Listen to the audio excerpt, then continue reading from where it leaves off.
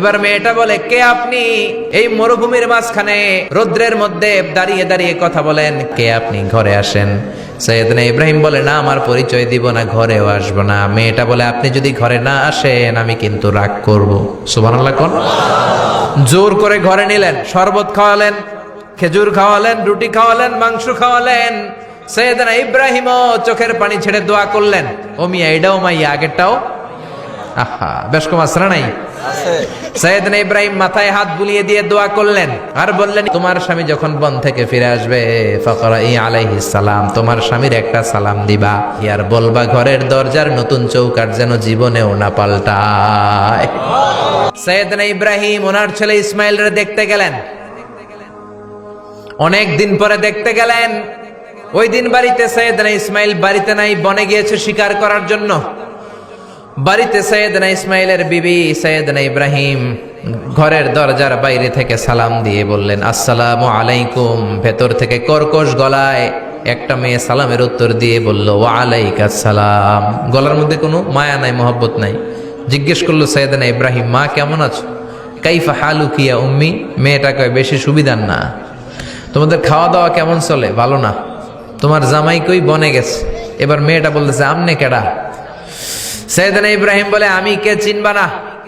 ইদা জা যাওজুকা মিনাল গাবা, স্বামী যখন বন থেকে ফিরবে ফাকরাই আলাইহিস সালাম, তোমার স্বামীর একটা সালাম দিবা। ওয়া মুরিহি আন ইগাইরা আতাবাতা বাবিহি, আর বলবা ঘরের দরজার চৌকাঠটা যেন তোমার স্বামী পাল্টে দেয়। এই কথা বলে বুখারীর বর্ণনা। কিসের হাদিস? বুখারীর হাদিস। ইব্রাহিম চলে গেলেন। ইসমাইল আসার পরে বিবি বলতে আরম্ভ করছে, দুপুরবেলা একটা বুড়া আইছিল। বুড়া কে আইছিল? সৈয়দনা ইসমাইল বলে, কোন বুড়া আসছে? কি বলছে? বিবি বলে, আপনারে সালাম বলছে। ওয়া আলাইকুমুস সালাম। আর কি বলেছে? আর বলছে ঘরের দরজার চৌকাঠ যেন আপনি পাল্টে ফেলেন। এই কথা বলার পরে সৈয়দনা ইসমাইল চিৎকার দিয়ে বলে, ও কি করলি তুই? নিজের কপাল পুড়লি, নিজের কপালে নিজে কুড়াল মারলি। ও মিয়া, চোর বোঝে চোরের সিগনাল, পুলিশ বোঝে পুলিশের সিগনাল, নবী বোঝে নবীর সিগনাল, ঠিক কিনা? সৈয়দনা ইব্রাহিম যা বলছে ইসমাইল আলাইহিস সালাম ধরে ফেলছে। ডেকে বললে, এটা বুড়া না, এটা তোর শ্বশুর। এইটা আমার বাবা ইব্রাহিম খলিল। আমার বাবা যা বলেছে, সিগন্যালটা তো গ্রিন সিগন্যাল না, এটা তো রেড সিগন্যাল, এটা তো বিপদ সংকেত। আমার বাবা যা বলেছে এর মানে হলো তোরে যেন আমি তালাক দেই। Get out, get out, I divorced you. তোরে তালাক দিয়ে দিলাম। বাবার খুশির জন্য তালাক দিয়ে দিস। আপনার আব্বাও যদি আপনার বউরে এমনি তালাক দিয়ে ফেলতে বলে, দিবেন নাকি? আবার দিয়া ফেলেন, দিয়েন না, মুসিবত আছে। আপনার বাবাও বাবা, সৈয়দনা ইসমাইলের বাবা, ইব্রাহিমও বাবা, ঠিক কিনা? সৈয়দনা ইব্রাহিম মন গড়া কথা বলতেন না, আকাশ থেকে ওহী আসলে বলতেন। এই জন্য আপনার বাবা যদি বলে বউরে তালাক দিয়েন না, খবরদার। বাবারেও বুঝাইবেন, বউরেও বুঝাইবেন, ঘরে সংলাপ করবেন, সমঝোতা করবেন। আমাকে দুই নেত্রী সংলাপ করে না তো কি হয়েছে, আমরা সংলাপ করব, ঠিক কিনা?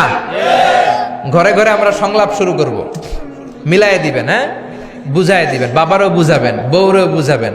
তালাক দেওয়ার ইসলামী যে সিস্টেম, এটাকেও মেনটেন করলে পৃথিবীতে কোনো তালাকই থাকবে না। ডিভোর্স রেট একেবারে কমে যাবে। এখন ঘরে ঘরে তালাক, ঠিক কিনা? তালাক দেওয়ার সিস্টেম হচ্ছে পঞ্চম স্টেপে যে তালাক, পঞ্চম ধাপে। প্রথম ধাপ হচ্ছে ফাইদুহুন্না। বউর সাথে ঝগড়া হইলে ফাইদুহুন্না, বউরে কক্সবাজার বেড়াইতে নিয়ে যাও, বসুন্ধরায় শপিং করে দিবা, নানিরে লইয়া ঘুরতে যাবেন, যমুনা ফিউচার পার্কে নানিরে বেনারসি শাড়ি কিনা দিবেন, কসমেটিক্সের বক্স কিনা দিবেন। এই জন্য বললো ফাইদুহুন্না। বেপরদায় চললে ওয়াজ করবেন, নসিহত করবেন। এই জন্য বউয়ের সাথে যদি ঝগড়া হয় তালাক না, ইসলাম প্রথমে বলছে ফাইদুহুন্না, ওয়াজ করেন, বুঝান, ঘুরতে নিয়ে যান, শাড়ি কিনে দেন। এতেও যদি লাভ না হয়, ওয়াহজুরুহুন্না ফিল মাদাজি, বিছানা আলাদা করেন। বউ থাকবে এক ঘরে, আপনি থাকবেন আরেক ঘরে। হয়তো এই বিচ্ছেদের কারণে ভুল বোঝাবুঝি ভেঙে যাবে, স্ত্রী ফিরে আসবে, ঠিক কিনা? এতেও কাজ হয় না। তারপরে আল্লাহ বললেন ওয়াদ্রিবুহুন্না, এবার একটু শাসন করেন। ঘুরতে নিলেন, কাজ হয় না। শাড়ি কিনা দিলেন, কাজ হয় না। রোম আলাদা করলেন, এরপরও কাজ হয় না। এরপর ওয়াদ্রিবুহুন্না, শাসন করেন। অনেকে এটার অর্থ করে বউরে পিটাও না, পিটানো না। বিশ্বনবী কোনোদিন বউয়ের গায়ে হাত দেয় নাই, ঠিক কিনা? এই ওয়াদ্রিবুহুন্নার শাব্দিক অর্থ হলো পিটাও, কিন্তু পারিভাষিক অর্থ হলো স্ত্রীকে একটু শাসন করো। মুফাসসিররা এই আয়াতের তাফসীর করতে যে হয়রান হয়ে গেছে। অনেকে বলছে ছোট্ট কাঠি দিয়ে পিটাও, আর বলে এই কথা শোনো না কেন, দুইটা বাচ্চা হয়ে গেছে, 3টা সন্তান হয়েছে, এখন সংসার ভাঙতে চাও কেন? অনেক মুফাসসির বলে মেসওয়াক দিয়ে বাড়ি মারো আস্তে আস্তে। অনেক মুফাসসির কয় কোল বালিশ দিয়ে পিটাও যাতে হাত পা না ভাঙে। ঠিক কি না? ওয়াদরিবুহুন্না, শাসন করো, শাসনও যখন কাজ হয় না, তারপরে আল্লাহ বললেন ফাবাআসু হাকামাম মিন আহলিহি হাকামাম মিন আহলিহা, উভয় পক্ষের মুরব্বীরা বসবে, মিলায় দেওয়ার চেষ্টা করবে, এত কাজ হয় না। 4টা স্টেপ শেষ, 5ম স্টেপে তালাক।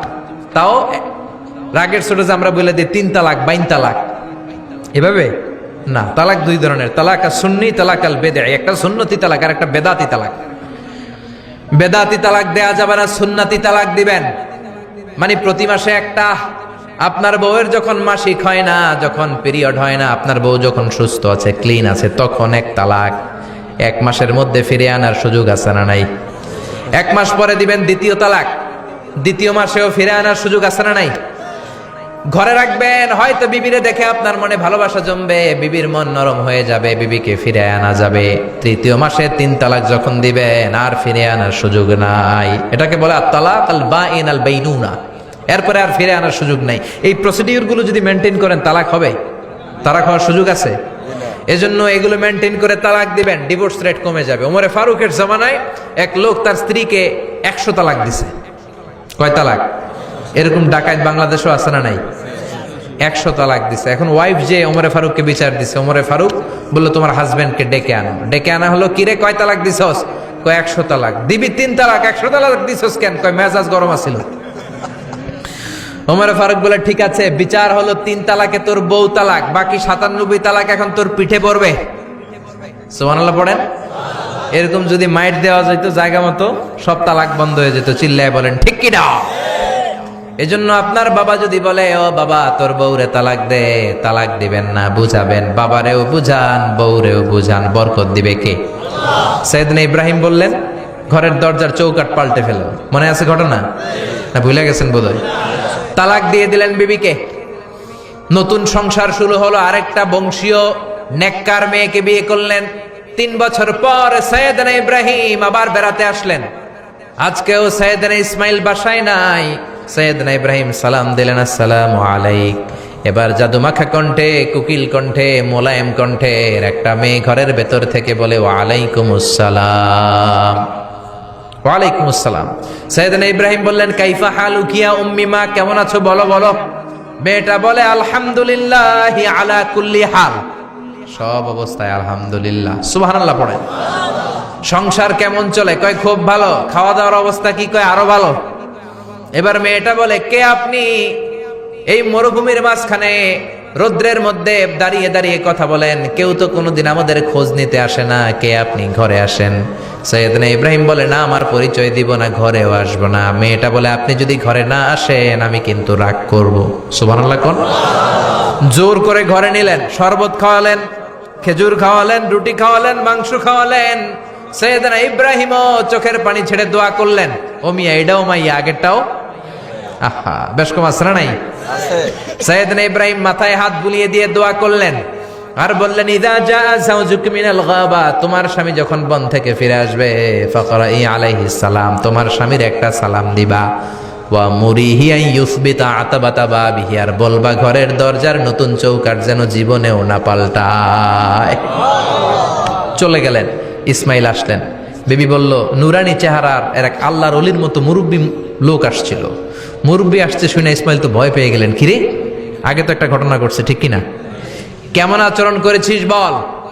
বিবি বলে আপনি ভয় পাবেন না, আমি খুব ভালো আচরণ করেছি, আপ্যায়ন করেছি। তিনিও খুশি হয়ে আমার মাথায় হাত বুলিয়ে দোয়া করে দিয়েছেন আর বলেছেন ঘরের দরজার নতুন চৌকাঠ যেন জীবনেও আপনি না পাল্টান। সুবহানাল্লাহ। সাইয়েদনা ইসমাইল বিবিকে জড়িয়ে ধরলেন। বিবিকে জড়িয়ে ধরে বললেন ও বিবি, তুই তো পরীক্ষায় গোল্ডেন এ প্লাস। কি এ প্লাস? যেই মুরব্বী লোকটা এসেছিল সাধারণ কোনো মানুষ নয়, তোমার শ্বশুর আমার বাবা ইব্রাহিম খালিল। আমার বাবা যেই কথা বলে গিয়েছেন, যে ইঙ্গিত দিয়েছেন, এটা তো গ্রিন সিগন্যাল। আমার বাবা বলেছেন তোমার যেন কোনোদিন তালাক না দেই, তোমার যেন ছেড়ে না দেই। এই যে তোমার হাতটা দুনিয়ার বুকে ধরলাম, জান্নাতে যেন তোমার হাত ধরে এই দুজনে জান্নাতে ঢুকে যায়। এজন্য বাবা মায়ের দোয়ার দরকার আছে না নাই? মায়ের দোয়ার চেয়ে বড় দোয়া আছে নাকি? জোরে বলেন।